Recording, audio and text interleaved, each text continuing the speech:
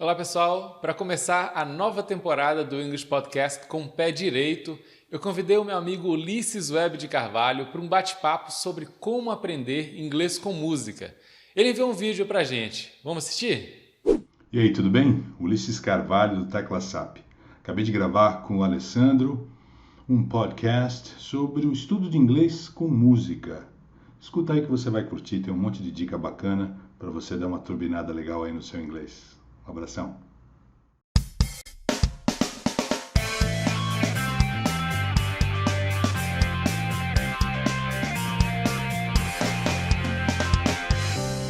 Hello and welcome. You are listening to the official podcast of the English Experts Community.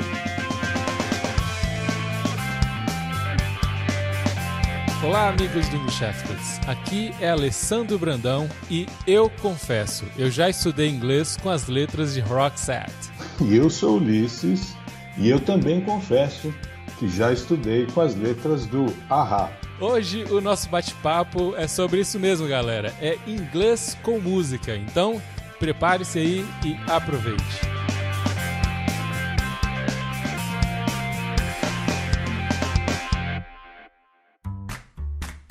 Ulisses, que bom conversar com você novamente aqui no English Podcast, cara. Já faz um tempão, acho que a última que a gente gravou foi em 2015. Na época a gente falou sobre 10 dicas, né, para o pessoal falar inglês, os 10 erros mais comuns, né? Eu achei que você tinha brigado comigo, mas é sempre um prazer falar com você, sim, cara. Fazia tempo mesmo. Pode ficar tranquilo que esse tempo todo o podcast ficou praticamente parado, então tá tranquilo aqui. E no início aqui eu fiz uma brincadeira aqui com a letra de Roxette, mas é mais pura verdade, Ulisses. Na época que eu comecei a estudar, lá na adolescência, a única mídia que eu tinha em inglês real era mesmo aquela fitinha cassete do Roxette. Eu acho que eu não me lembro de ter outra mídia, não tinha internet, a TV não tinha nada em inglês, e era a única mídia que eu tinha. Como é que foi o seu início aí com inglês com música? Na minha época também era a mesma coisa, Alessandro.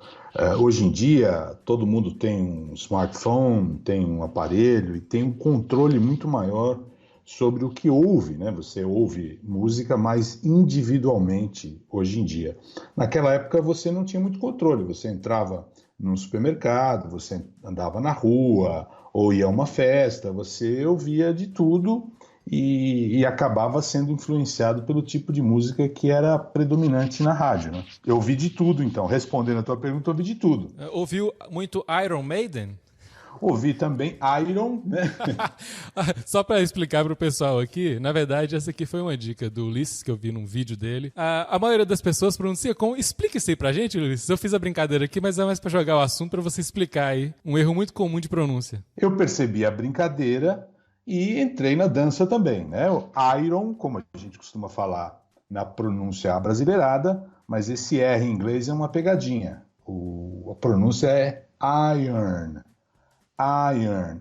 O mesmo som da estrutura I earn, né? Eu ganho, salário e tal, eu ganho, né? I earn. Você junta, fica iron.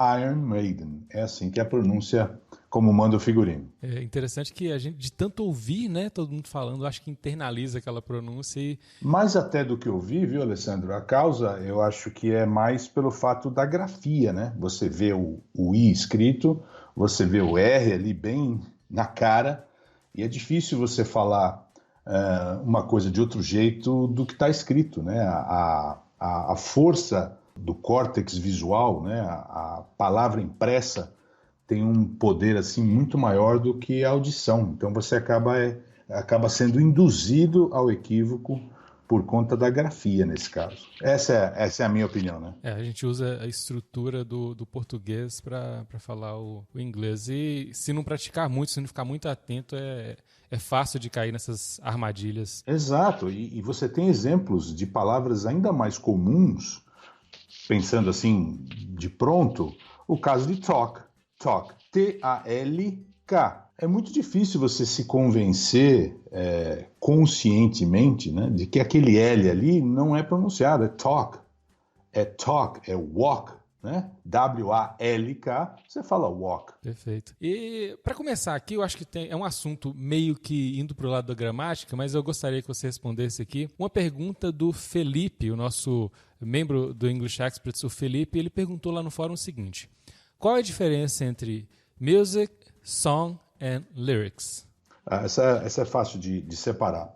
Music, você tem duas acepções assim mais claras. Music, música no sentido amplo, né? O estudo da música, a música em geral, ou então quando você fala de uma obra, né? Da obra completa de uma banda, de um cantor, né? The Music of Elton John. Quer dizer, você está falando da obra como um todo. Music também pode ser a parte da canção que se refere à música, ou seja, o oposto da letra. Então, nesse caso, quando você vê, por exemplo, uma determinada canção é composta por dois compositores, digamos assim. Um fez a música, então music, aí nesse caso é a música sem a letra, e lyrics é só a letra sem a música. Juntas, music and lyrics, você tem song, que é canção. Já matou as três coisas. Matou a charada aí. A confusão, viu, Alessandro, mais comum é pelo fato de a gente falar em português, música, para se referir à canção. Canção é a junção de letra mais música. Aí você tem um elemento novo, né, que a letra sozinha não é nada, a música sozinha não é nada, só forma mesmo canção quando você tem os dois elementos. E a gente fala música em português quando se refere à canção, por isso que dá essa confusão, mas eu acho que agora ficou claro.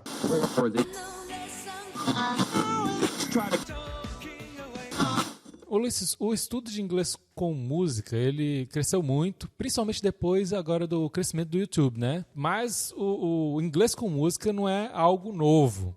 Eu sei também que você gosta de um programa que eu vou citar aqui, que é o programa Inglês com Música, da TV Cultura. Eu lembro você ter feito até uma indicação há muito tempo. O programa Inglês com Música era um programa muito bacana, né? Você chegou a assistir ele? Assisti a vários episódios, Alessandro. Ele era um clássico, assim, clássico dentro da TV pública, né, da TV Cultura, mas fez a cabeça de muita gente aí da minha geração e de outras gerações também. Se a gente for pensar, o estudo de um idioma, ele tem tudo a ver com o desenvolvimento da nossa capacidade de ouvir, né?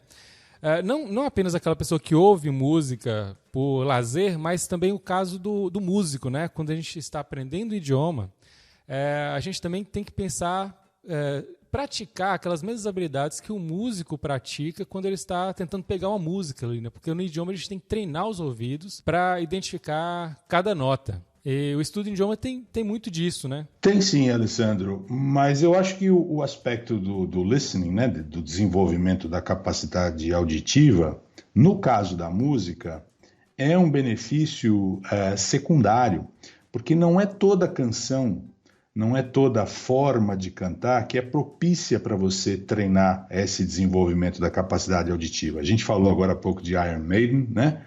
A gente pode falar de vários outros exemplos de estilos de música em que a dicção não é muito clara, a massa sonora da banda por trás, principalmente em rock, pop, né? Esses estilos de música mais animados, assim, dificultam a compreensão. É legal, é bacana, mas não pode ser o objetivo principal, na minha opinião, porque é muito fácil da pessoa escolher a música que gosta mais, tal, aí vai ter uma dificuldade absurda para superar esse primeiro obstáculo e acaba desanimando,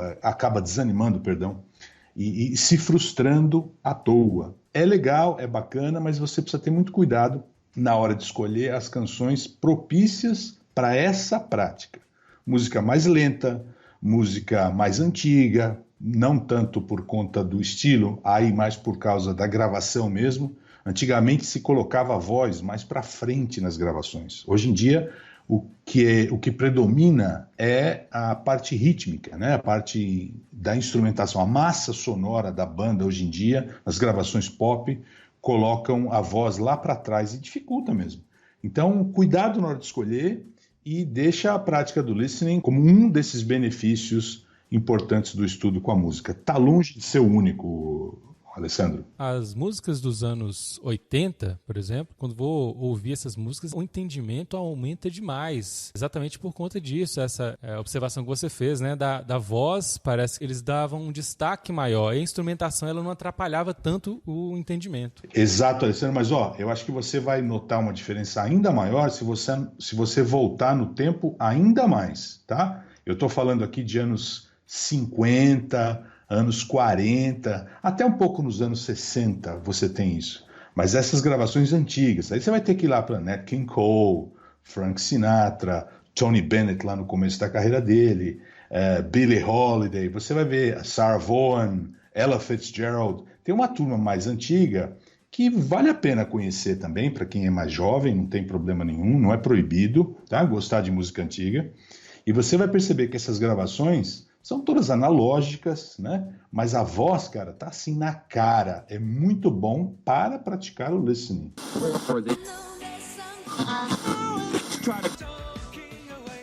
Com relação ao vocabulário, Ulisses, você dá alguma dica? Por exemplo, se eu pegar uma música mais antiga, eu corro o risco, por exemplo, de estar aprendendo ali uma estrutura que já não é mais usada, o inglês mudou tanto assim, a ponto de muitas vezes invalidar determinados cantores, determinadas obras aí? Sim e não. Agora, quando você estuda inglês com música, você tem que ter a consciência de que diferentes tipos de música vão abordar temas diferentes e vão utilizar registros diferentes. O que é o registro? Se você vai falar com o teu superior na empresa, né, com o diretor da empresa, uma senhora de idade, né, que você vai falar de forma respeitosa, você vai usar o inglês mais formal, estruturas mais bonitinhas, como está lá explicadinho no livro de gramática. Se você vai falar com seus amigos, numa reunião informal, num bate-papo, você vai recorrer àquele linguajar mais solto. Você vai usar gíria, você vai usar mais contrações. É a coisa mais normal do mundo. A gente, em português, Alessandro, você sabe muito bem disso. A gente não usa o mesmo linguajar o tempo todo. Vai mudar a maneira de falar. Se você estiver falando com o teu filho, se você estiver falando com um amigo, com um superior, você sabe, a gente faz isso instintivamente. Eu estou aqui falando com você, estamos gravando um podcast, eu estou caprichando, entendeu? Estou usando estrutura assim, estou fazendo força para falar bonitinho. Falar bonitinho. Não é igual aqueles bate-papo que a gente tem lá em São Paulo, não, né? Exato. Se você está sentado no boteco, exato, está no happy hour, você vai falar bobagem, você vai falar palavrão, você vai falar estruturas assim de um jeito bem mais descontraído. Então, achar que você fala um jeito só o tempo todo é bobagem. E música é a mesma coisa. Então, se você vai pegar uma música dos anos 40, música romântica, que o cara está falando lá da pessoa amada e tal, lógico que vai ter uma estrutura um pouco mais apurada, né? Um pouco mais trabalhada. Se for um rap, né? Hoje em dia, hip hop, se for uma música desse estilo, é claro que você vai ter um monte de gíria, um monte de palavrão. O importante é você saber separar uma coisa da outra. Essa é uma questão. A segunda questão, o importante na hora de estudar vocabulário, Alessandro, é também conhecer coisa moderna e conhecer coisa antiga. Por quê? Porque se você vai ler um livro, se você vai assistir a um filme e alguém usa uma expressão antiquada, né, uma expressão que já saiu do uso, você tem que reconhecer, porque você está lendo um livro que foi escrito, sei lá, no século passado, né, no século, sei lá, XIX, e aí você tem que reconhecer essas estruturas, porque você não tem controle, você tem controle daquilo que você produz, né, daquilo que você fala e escreve. Mas se você estiver assistindo um filme antigo ou estiver lendo um livro antigo, essas expressões podem aparecer. Então, reconhecer é fundamental. Ah, mas é inglês britânico. Ah, mas é inglês australiano. Ah, mas é inglês americano. Não interessa, você não tem controle. O que vai aparecer pela tua frente não é você que define, né? Então tem que conhecer, sim, expressões novas, antigas e tudo que tiver no meio.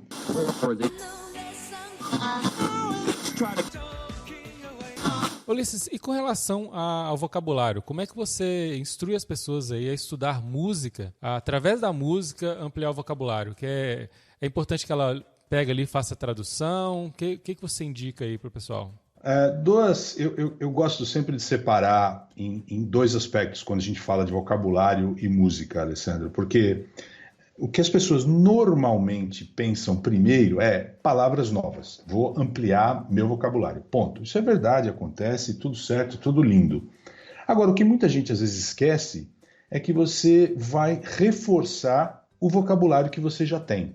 Porque não importa, se o teu vocabulário for de 500 palavras ou 5.000, ele sempre vai ser maior do que a sua capacidade de assimilar palavras novas. Você vai decorar o quê? 3 palavras por dia? 5? 10?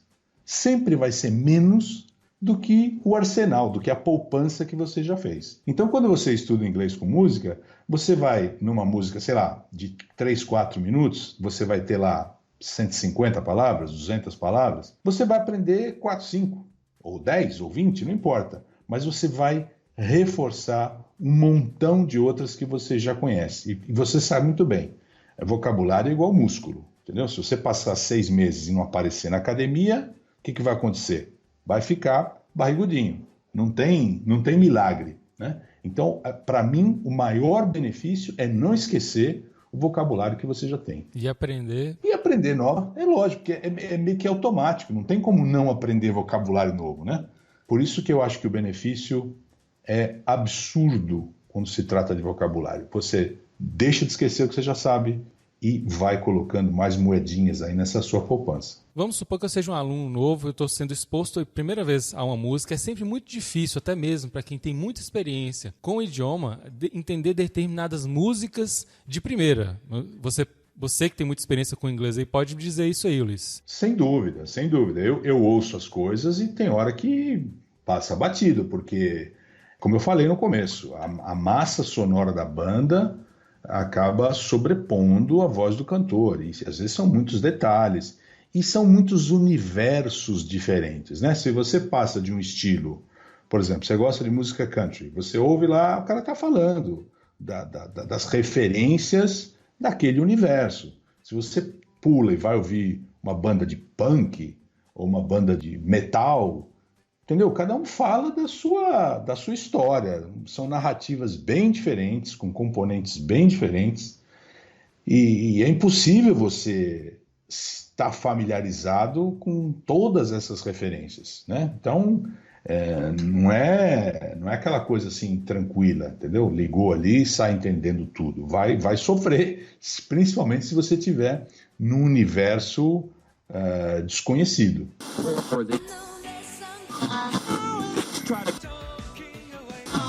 Então, uma questão muito importante, Alessandro, que a gente não pode esquecer, é o fato de você, quando gosta de um cantor, de uma banda, você vai ouvir aquela canção várias vezes e você vai memorizar não só o significado de palavras, expressões dentro daquele contexto, mas principalmente a pronúncia. Se você ouve uma palavra sendo falada de um determinado jeito, quando você encontrá-la num outro texto, quando precisar usá-la numa conversação, duvido que você vai pronunciar de outro jeito. Aquilo está impregnado, já foi martelado no bom sentido e gravado com a pronúncia adequada, né? Então esse é também um benefício. E essa repetição nunca é num contexto, numa situação enfadonha, né?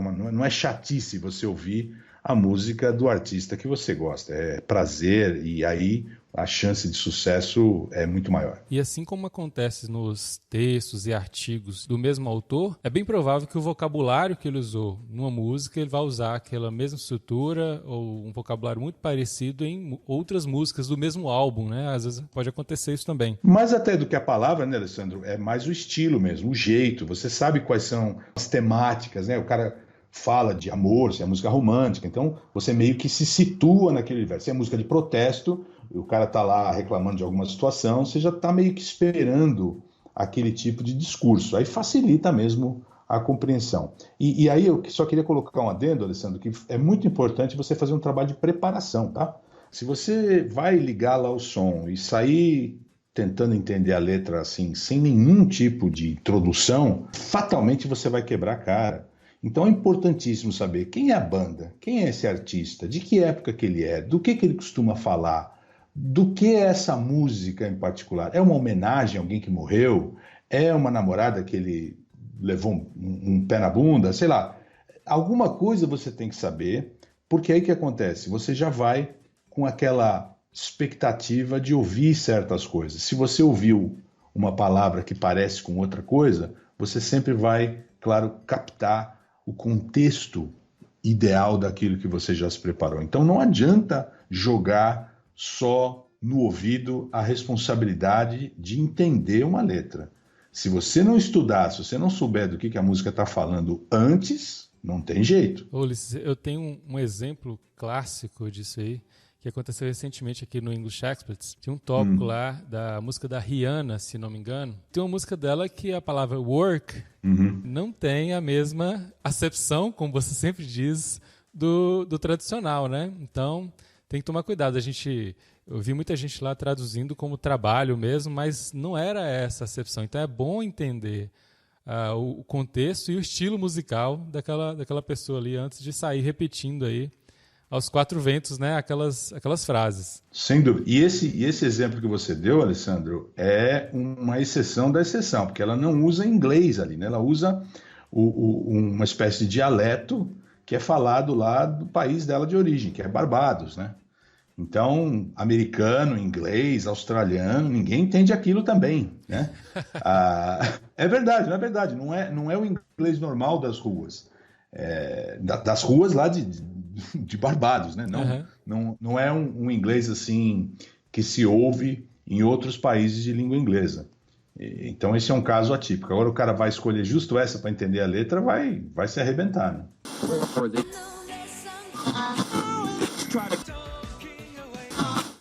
Você falou aí de quando a gente gosta de um artista, a gente não fica só numa música dele. A gente vai ouvir várias outras canções, né? E a música, acredito também que é uma experiência que eu tive, provavelmente você também teve, que a música ela tem uma capacidade de diminuir esse nosso filtro afetivo com relação ao inglês. Por exemplo, muitas pessoas que estavam bloqueadas com o aprendizado, talvez, partindo para esse caminho da música, elas acabam resolvendo um problema que elas tinham com o inglês lá no passado, né, com uma experiência ruim.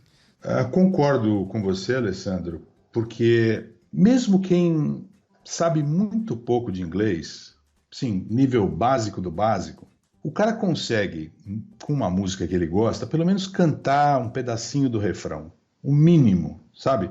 Então você acaba dando uma injeção de confiança num cara que sabe muito pouco, porque ele consegue ter uma fluência cantando, né? Fluência no sentido de falar as palavras assim, uma emendadinha na outra, sem hesitação, sem dúvida, cantando antes do cara conseguir falar Hi, my name is Ulysses, nice to meet you. Sabe, qualquer coisa assim? Ele consegue cantando essa fluência. Então isso dá uma injeção de ânimo e, sem dúvida, trazendo memórias afetivas. Memória afetiva, Alessandro, é uma expressão assim chave no estudo da música, porque mesmo quando a pessoa, sei lá, ouvia uma música na adolescência e não falava nada de inglês e só cantarolava a mesma melodia, anos mais tarde, quando a pessoa aprende um pouquinho de inglês, começa a entender, era isso que o cara queria dizer. Eu tenho um exemplo para você. Manda, que eu quero saber. Quando eu era criança, eu adorava... Quem nunca assistiu várias vezes o Karate Kid? Opa! Assistia, adorava. Sabe quando você assiste na sessão da tarde, sai brincando com a galera na rua, querendo fazer a mesma coisa... toma queda, aquela coisa toda. Aquela música, aquela Tonight is very clear. Tonight is very clear. Cara, eu não vou nem cantar aqui. Mas, anos depois, já bem mais velho, eu ouvi aquela música inteira, entendendo tudo. Eu cheguei a arrepiar quando eu ouvi essa música inteira depois, fora do filme, fora do contexto do filme. Mas sabe quando você fecha os olhos e tem aquela lembrança toda na sua memória? É uma coisa de outro mundo, cara. É muito bacana. Aconteceu comigo também, Alessandro. É sensacional esse seu exemplo. Não precisa nem ser assim, uma coisa muito marcante como no caso do filme, como você disse. Mas às vezes eu tô assim do nada, né? Toca uma música no rádio que tocava quando eu era criança, quando eu era pré-adolescente, assim, e eu não falava nada de inglês, eu comecei a estudar inglês quando eu tinha 14 anos. E aí você começa a ouvir, você fala, nossa, aquela música e tal. Aí você vai entendendo a letra e você fala, É isso que o cara queria dizer? Aí foi o efeito contrário, né? Dá uma certa decepção, assim, nossa, eu chorei tanto por causa dessa música e o cara tá falando uma groselha aí que não tem nada a ver. Ai, cara. Mas, enfim, nos dois casos, é a memória afetiva, tanto para o bem quanto para o mal, não interessa. A música tem esse poder. E a gente está falando de dois casos, né? Mas tem muita coisa de música de reviravolta, sabe? Aquelas músicas que te dão uma força quando você está passando por um momento difícil, tem aquelas letras que te dão essa injeção de ânimo, né? No sentido de te jogar para cima. Você tem aquelas músicas de protesto, tem as músicas alegres, de comemoração, de festa. Então isso tudo aí acaba evocando essas diferentes memórias afetivas. E, cara, tudo que você faz que mexe com o coração, o carimbo assim na memória é feito com ferro quente, sabe? Grava e não sai nunca mais. Ajuda na retenção. O filtro fica sem filtro, né? Uma banda larga aí com o seu cérebro, com a sua memorização.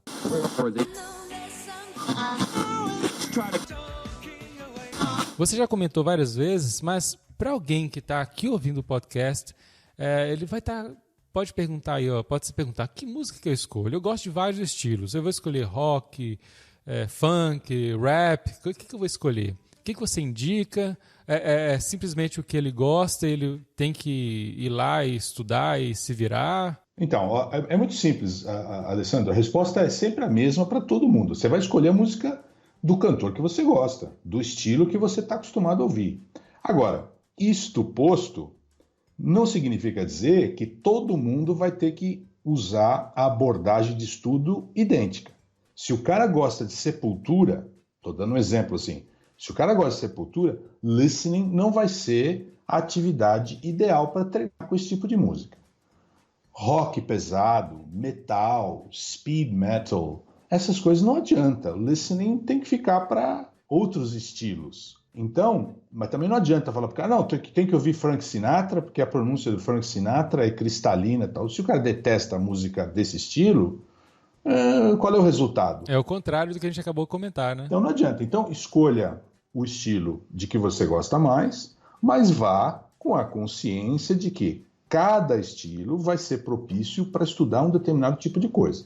Se a música não é legal para listening, velho, não interessa. Não tenta ficar entendendo que o cara está gritando atrás de 15 guitarras distorcidas que não vai resolver. Não é ficar malhando em ferro frio. Então esquece o listening, trabalha a letra, procura repetir, entendeu? Canta junto se você gosta de cantar. Então você tem muitos outros benefícios para extrair da música além do listening. Quando o ponto forte é o instrumental, me parece que não é muito bom para o listening, né? Tá, lógico, né? Evidente. Agora, se o cara gosta de música romântica, de música um pouco mais lenta, essa sim, esse estilo é mais propício para você tentar entender o que o cara está falando.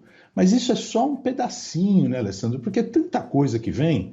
Às vezes você fala assim, por exemplo, e gramática e tal. Pô, gramática você vai aprender as estruturas sempre dentro de um contexto. Você vai aprender a usar preposição, você vai aprender a usar phrasal verb e present perfect. É will ou é going to? Qual é a diferença? De tanto ouvir essas letras diferentes, todos esses elementos, todas essas estruturas gramaticais estão cheias ali em tudo quanto é letra.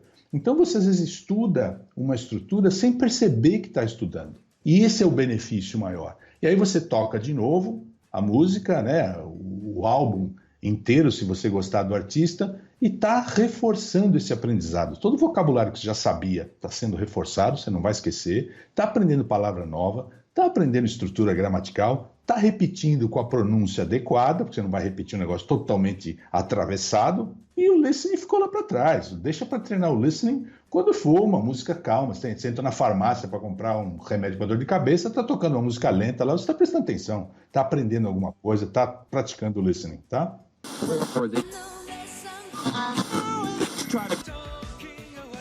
Por falar em gramática, eu já vi várias dicas suas, inclusive no seu canal, no YouTube, de dicas aí de onde você aplica alguns ensinamentos de gramática só que em cima de músicas. E eu queria que você desse algumas dicas aí para o público aqui do English Podcast. É muito bacana a forma com que você traduz aqueles trechos de músicas em uma aula de gramática, sem que a gente perceba. A gramática fica internalizada sem a necessidade de estudar a regra em si. Porque é o contrário, né, Alessandro? O que costuma acontecer numa escola tradicional? O cara aprende o conceito, vê lá a teoria, tempo verbal X, nas situações Y, Z, e aí começa a fazer exercício para botar as frases naquele tempo verbal, fica uma coisa muito mecânica.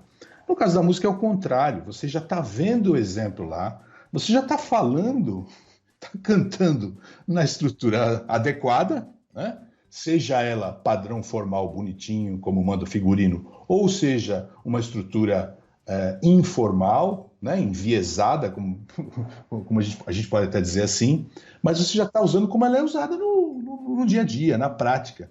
Então você tem o inverso, você depois, se quiser até, pode teorizar em cima do exemplo prático. E eu acho que você está se referindo a um vídeo que eu fiz. Vários vídeos, na verdade, que eu vi. Mas eu estou lembrando de um agora que fala do Present Perfect. Sim. Né?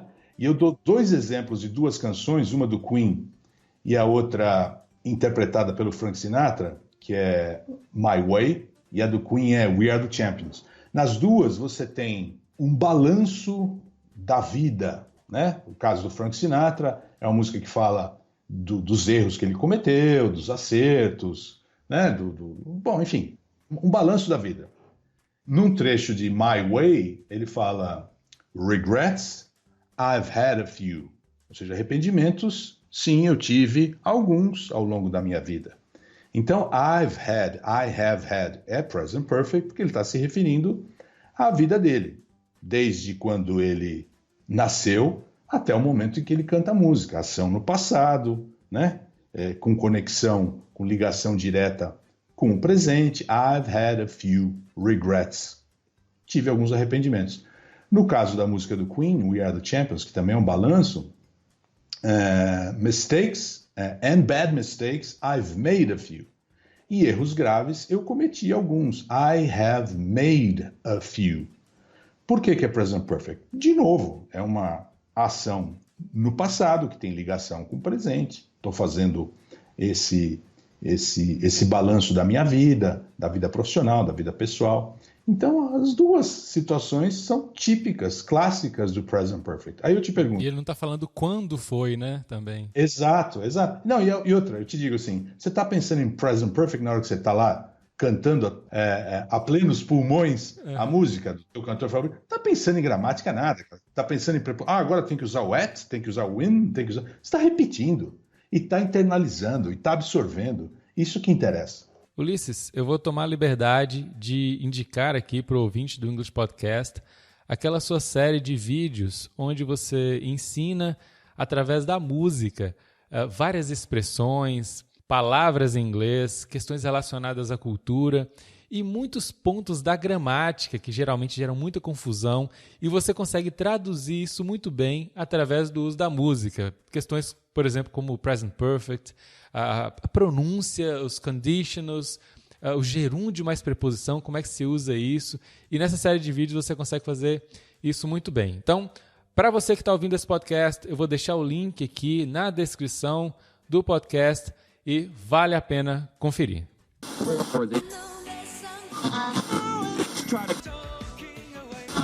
Adorei o nosso bate-papo aqui. Eu acho que a gente poderia ficar aqui por horas e horas comentando e falando sobre inglês com música. Muito obrigado pela disponibilidade de sempre, cara. Sempre quando eu convido você para gravar, você sempre demonstra essa generosidade, essa disponibilidade. Cara, eu sou seu fã, eu falo isso com todo mundo.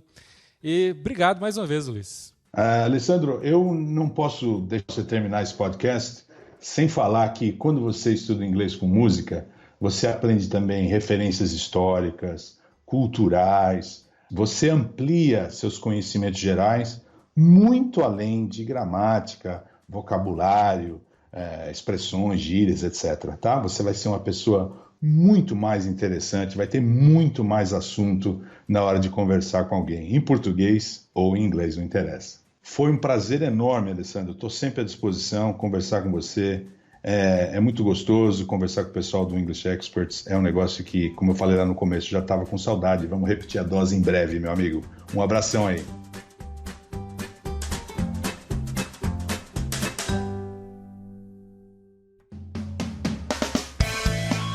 Eu sou Ulisses Carvalho, você me encontra lá no www.teclasap.com.br. Um abração. E eu sou Alessandro Brandão e você me encontra no englishexperts.com.br. Lembrando que os links para todos os assuntos e indicações que nós fizemos aqui durante o programa estão aqui no post do podcast. Então, vale a pena conferir para aprofundar no assunto. Assine e avalie o English Podcast no iTunes. Se você está aí no iPhone, iPad, tira 2 minutinhos para avaliar o nosso programa. Essas avaliações nos ajudam muito na divulgação deste trabalho. Envie também seu comentário, sugestão ou crítica. Obrigado por ouvir o English Podcast e até a próxima.